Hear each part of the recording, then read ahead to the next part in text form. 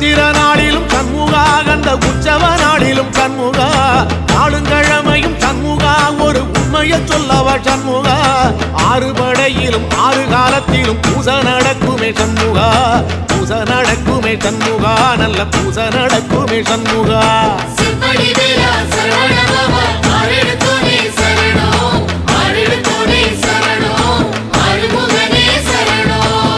மருதமர சத்தியமாவோ